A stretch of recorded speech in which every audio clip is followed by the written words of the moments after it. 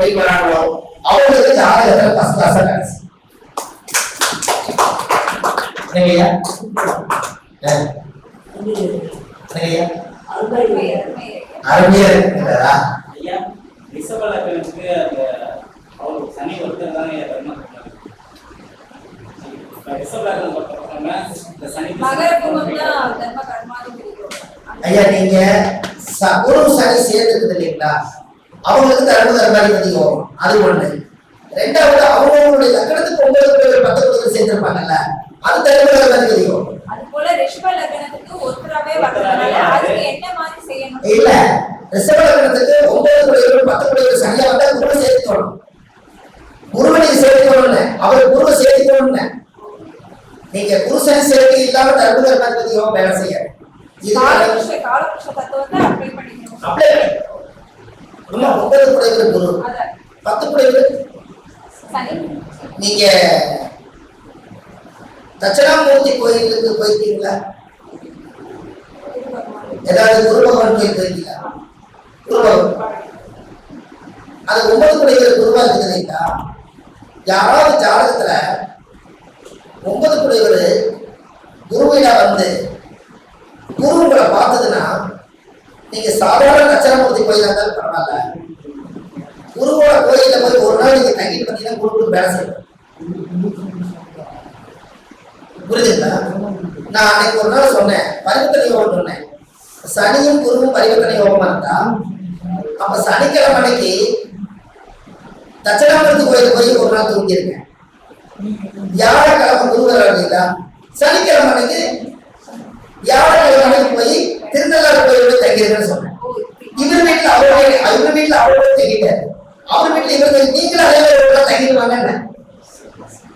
புரிஞ்சவங்க உங்க ஜாதகத்துல எப்படி இருக்கோ அப்படியே தங்குங்க. எனக்கு வந்து இப்ப சூரியன் ஜெபம் பரிவர்த்தனை விருச்சிக லக்னத்துக்கு சூரியன் செவ்வாய் பரிவர்த்தனை இருந்தா யார் சொல்றா சொல்லுங்க?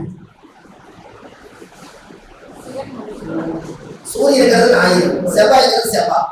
அப்ப ஞாயிற்றுக்கிழமை அன்னைக்கு வைத்தீஸ்வரர் கோயில் தங்கிக்கலாம். அடுத்தது செவ்வாய்க்கிழமைக்கு சூரியனார் கோயில் தங்கிக்கலாம். பரிவர்த்தனை தூண்டி விட்டீங்க. இவங்க ரெண்டு பேரும் போனது எப்படி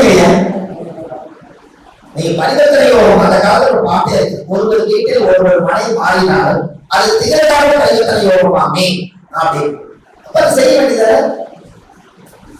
உங்களுக்கு நீங்க எதுவாக நினைக்கிறீங்களோ அது விட ஐயர்னு சொல்றேன். நீங்க எது ஆளுநர் மட்டும்தான், நீங்க ஜாதகத்தை இயக்கத்தினா மட்டும்தான் உங்களுக்கு எந்த விதத்தை நீங்க அனுபவிக்க முடியாதுன்னு சொல்றோம். புரிஞ்சுங்களா? நீங்க ஒரே புடவைய ஒரு வாரம் கட்டியிருந்தாலும் உங்களுக்கு யாராவது பிரச்சனை பண்ண சரி, நீங்களா பார்த்து ஒரு நாள் வேற புடவை மாத்திட்டு குளிச்சுட்டு வந்தாலும் கேட்க போறாங்களா? அப்போ உங்க ஜாதகம் அதே மாதிரி தானமா? நீங்களா ரெண்டு பெட்டியை வச்சு மூடி வச்சாலும் ஜாதகம் தான். அது வெளியே எடுத்து வச்சு இயக்கினாலும் ஜாதகம் தான். இயக்கினாலும் நமக்கு நன்மை கிடைக்க போகுது. எனக்கையா இப்ப இந்த மைக்கு இருக்கிறதுனால உங்களுக்கு எல்லாரும் கேட்குது. இதை இயக்கிறதாட்டி இது மூலியமா வச்சா போட கேட்கிறது. அப்ப அந்த படிக்கணும். எனக்கையா நீங்க கல்யாணம் நடந்துச்சுன்னா கல்யாண பத்திரிகையில ஒரு யூடியூப் நான் கொடுத்துருக்கேன். வள்ளுவர் பாக்கெட் யூடியூப் சேனல் பண்ணினா நிறைய பதிவுகள் கொடுத்துருப்பேன். அதுல கல்யாணம் ஆகாதவங்களுக்கு பத்திரிகை அடிச்சு இன்னும் ஒரு அவமானம் வரும். ஒரு ஜாதகத்துல 8ஆம் அதிபதி லக்னத்துல யாருக்கெல்லாம் இருக்குதோ அவங்க கல்யாணம் பண்ணும்போது ஜாகிரதையா பண்ணணும். ஏன்னா மனமேடையிலிருந்து திடீர்னு பொண்ணு காணாம போச்சுங்க, ஓடி போச்சுங்க, இப்பதான பழையதுன்னு இவ சொன்னா இப்படி எல்லாம் சொல்லுவாங்க.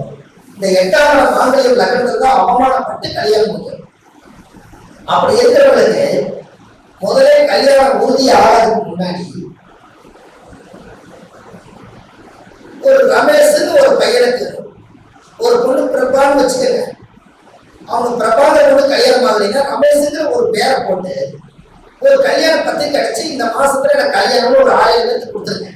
அப்படியா உங்களுக்கு எப்ப கல்யாணம், எப்படி நிச்சயதார்த்தம் பண்ண, எப்படி மாப்பிள, என்ன வேலை இருக்கிறாரு, இதெல்லாம் கேட்பாங்களா? அல்லது பார்த்தாச்சுங்க திடீர்னு முடிவெடுக்க வச்சு பத்திரிக்கை எல்லா நாளைக்கு வந்துருக்கேன்னு சொல்லு. ஒரு 7 நாளைக்கு இந்த பத்திரிக்கை கொடுத்தா சொல்லப்படாத இருக்குமா?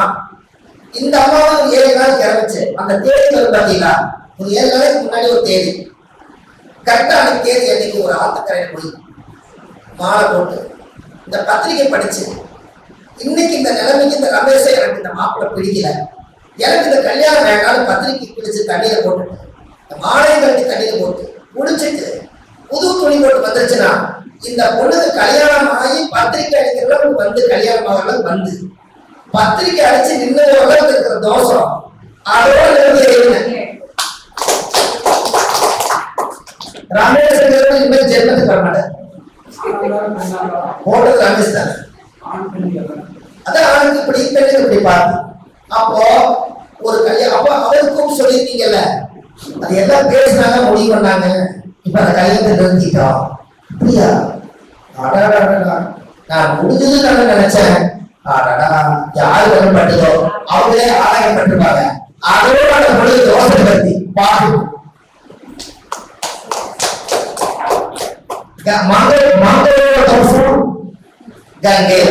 கங்கையில போயிருப்போம் நிக்கிறத பத்திரிகை 2 கிடைச்சாச்சு. இவர் ஆண்டு இவர் பெண், இது 2 சேராது. இனிமே அவருக்கு வேண்டாம், இனி அவரை வாழ்க்கை வருவல்ல அது சேரலாம். இத முதல்ல செஞ்சுட்டா 5000 டிகிரி பத்திரிகை அடிச்சு கல்யாணம் பண்ண காரணம்னு சொல்லி அவமானம் பண்ண பண்ண விட 100 ரூபாய் வேலை முடிஞ்சது. இது பரவாயில்லைன்னு சொல்லுங்க, இந்த பரிகாரம் பரவாயில்லைன்னு சொல்லுங்க. இத ஒருத்தர் சொல்லி செஞ்ச சின்ன சின்ன பரிகாரம் தான். நீங்க குழந்தை இல்லைன்னா சாமிக்கு பலிப்பீடம் வச்சிருப்பாங்கல்ல, அங்க சக்கர பொங்கல் போட்டு நெய்வேத்தியம் பண்ணிப்பா பழகிப்பா பள்ளிக்கு சாப்பாடு இலைய வைக்க பார்ப்பாங்க பள்ளியில. அது வியாழக்கிழமை அந்த சோறு சாப்பிட சொல்ல குழந்தை அறிவுள்ள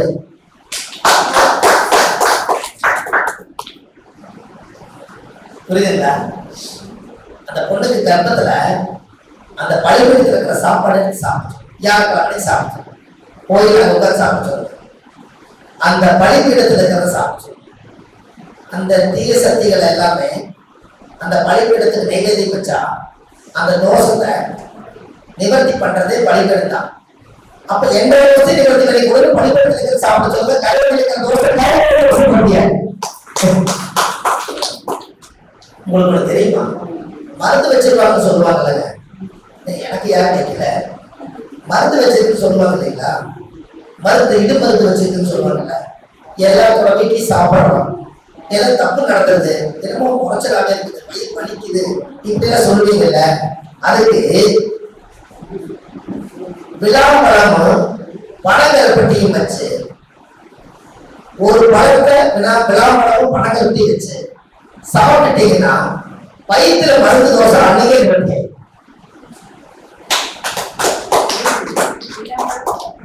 விழாப்பழம் குழந்தை இல்லாத சாப்பிடுவாங்க விழாப்பழம், அதுவும் பனங்கருப்பட்டி, இது 2ம் வச்சு அந்த ஒரு பழத்தை முழுசா சாப்பிட சொல்லுங்க.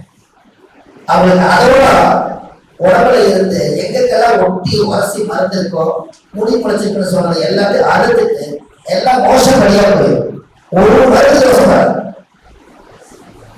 இது செலவே இல்லாத பரிகாரம்.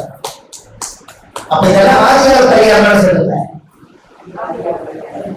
ஆதி காலத்துல இதெல்லாம் யோசிக்கிறாங்க. நான் பரிகார டைட்டில் வச்சது சரிதானுங்களா? என்னங்கம்மா? ஆதிகால பரிகாரம் அப்படின்னு வச்சுட்டேன். இதை வச்சு ஒரு 5-6 கிளாஸ் நடத்தியாச்சு. 50 பேர் 100 பேர் 60 பேர் 70 பேர் நான் படிச்சு ஒரு மீட்டிங்ல ஒவ்வொன்றும் கண்டுபிடிச்சு சொல்லியிருப்பாங்க. கிட்டத்தட்ட ஒரு 300-400 பரிகாரம் சொல்லியாச்சு.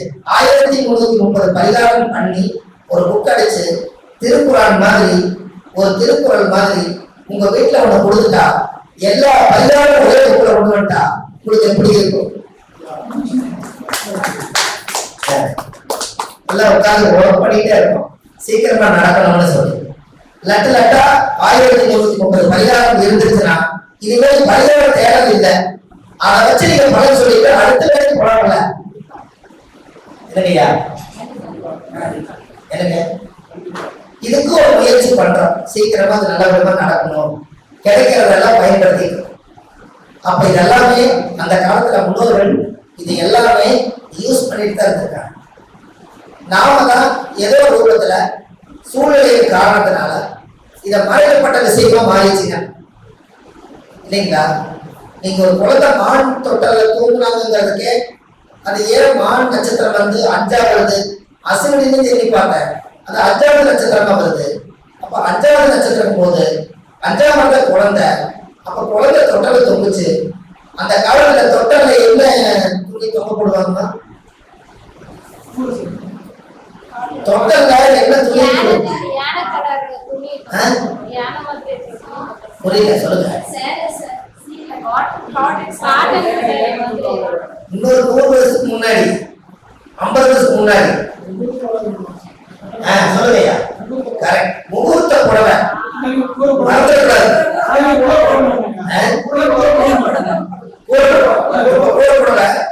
அன்னைக்கு வந்து அந்த பொண்ணுக்கு ஒரு பட்டுச்சேலை எடுத்து பட்டு சேலையில அந்த பொண்ணை நிக்க வச்சா அது உலகத்தில் இல்லாத ஆனந்தமான சந்தோஷம் இருக்கு.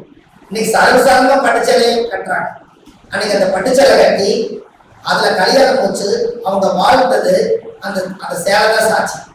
அந்த சேலையை பத்திரமா வச்சு ரகு பெட்டியில் வச்சு குழந்தை பிறந்தா முதல்ல அந்த தொட்டில தூங்க வச்சா அந்த உடலுடைய சுவாசம் வந்து அந்த குழந்தைக்கு தாயோட சேலை அந்த குழந்தைக்கு தெரியுமா.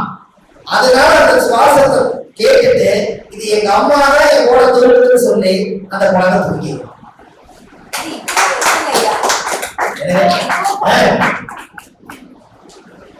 அதுல ஒரு பாட்டு கூட வந்தார் ராஜலட்சுமி கணேசன், ஆத்தாவும் சேர ஆகாயத்தை போல அப்படின்னு ஒரு பாட்டு வரும். செத்தாலும் என்ன போத்த வேணும், ஆத்தாவும் சேர இந்த ஆகாயத்தை போல அப்படின்னு ஒரு பாட்டு பாடுவார். அதுல வந்து வெளுத்த சேலத்திரி விளக்கு போட்டா எரியுமா. நம்ம வெளுத்த சேலத்திரி இல்லைங்களா, அது விளக்கு போட்டா எரியுமா.